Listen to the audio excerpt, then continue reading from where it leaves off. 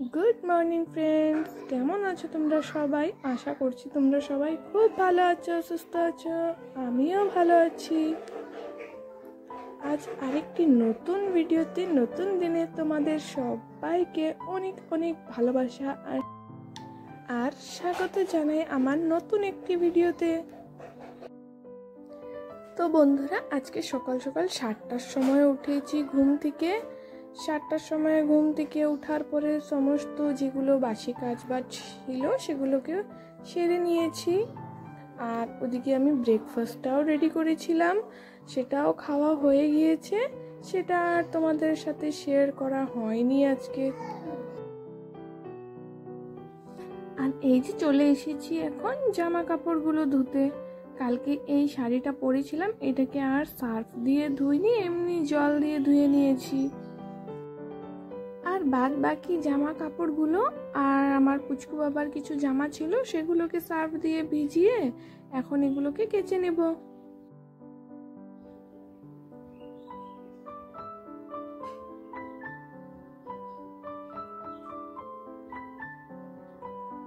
আজকে বাইরে এখানে আমি জামা কাপড়গুলো ধুচ্ছি, কারণ এখানে জামা কাপড়গুলো ধুলে একটু সুবিধা হয়, একটা একটা করে ধুয়ে এখানে বাইরে মেলা যায়।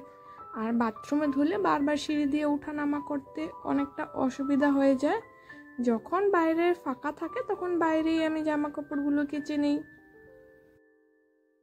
আর সমস্ত জামা কাপড়গুলো মেলে দিব, তারপরে আমি স্নান করতে চলে যাব। এই যে দেখো কতগুলো জামা কাপড় ধুয়েছি। দেখতে দেখতে দেখো কতটা বেলা হয়ে গিয়েছে। এখন আমার স্নানও হয়ে গিয়েছে। এইখানে আমি পুচকু বাবার বিছানাটা করতেছি, কারণ এখন ও স্নান করে আসবে, ওর ঠাম্মি ওকে স্নান করিয়ে নিয়ে আসবে, তারপরে ও এখানে রেডি হবে।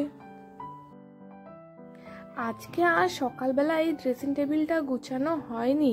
ভাবলাম এখন একটু হাতে সময় আছে, তাই একটু এখানে গুছিয়ে নেই।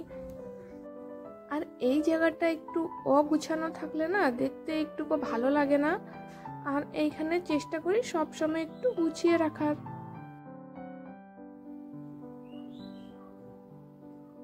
এইখানেও পরিষ্কার করে আমি গুছিয়ে নিয়েছি।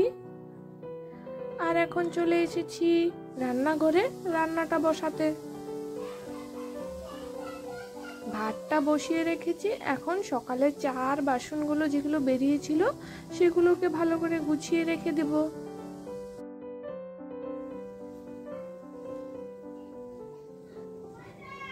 বাসনগুলো গোছানো হয়ে গেছে আমার।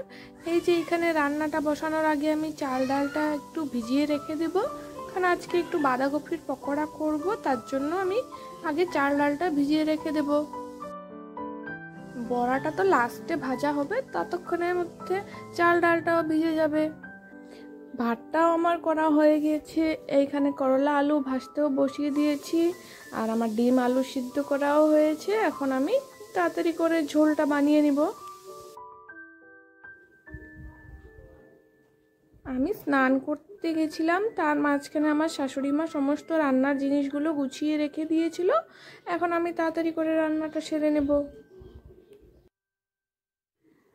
রান্নাটা যদি করতে আসি না বন্ধুরা, যখন সব কিছু যদি গুছিয়ে না থাকে, তারপরে নিজের হাতে কেটে কুটে রান্না করতে অনেকটা সময় হয়ে যায়। আর যদি কোনো দিন আমার শাশুড়ি মা যদি কেটে রেখে দেয়, তারপরে আমি ঝটপট করে রান্নাটা বসিয়ে দিতে পারি।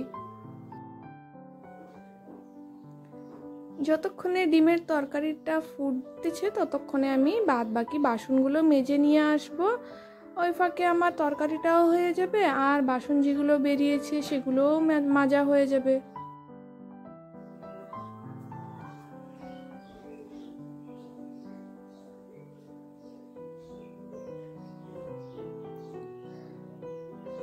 এই যে তরকারিটা আমি দুই ভাগ করে রেখে দিয়েছি, একটা রাতের জন্য, একটা দুপুরে খাওয়ার জন্য। আর এখন যেহেতু অনেকটা গরম পড়ে গিয়েছে, দু ভাগ করে যদি না রাখি ওটা তো দুপুরে খাওয়ার সময় ঘাটাঘাটি হবে, আর ওই তরকারিটা নষ্ট হওয়ার ভয় থাকে। আর যদি আমি আলাদা করে রাখি তাহলে ওটা নষ্ট হবে না। আর এই যে দেখো পুচকু বাবাটাকে দেখতে দেখতে আমার সব কাজও হয়ে গিয়েছে। আর এই যে দেখো আমি বড়া ভাজতেও চলে এসেছি। এই যে দেখো পুচকু বাবাটা আজকে প্রথম তরমুজ ট্রাই করতেছে, আর ওর এত ভালো লেগেছে কি ও বারবার এটাই চাচ্ছিল। দেখতে দেখতে বিকেলও হয়ে গিয়েছে। আর এদিকে দেখো পুচকু বাবাটাকে আমার শাশুড়ি মা কোথায় নিয়ে গেছিল, আর এই যে পাশের বাড়ি একটা কীর্তন হচ্ছে মন্দিরে, ওইখানেই নিয়ে গিয়েছিল। ওইখান থেকে এখন এসেছে, এখন দেখো ওকে তিলক দিয়ে দিয়েছে, কেমন লাগতেছে ওকে দেখতে। আর এখন আমি বিকালে একটু চা বানিয়ে নেব। আজকে একটু লাল চা করতেছি, কারণ আজকে না দুধের মধ্যে একটা আরশোলা পড়ে গেছে, আর ওই দুধটা তো আর খাওয়া যাবে না, তার জন্য একটু লাল চা করে নিলাম।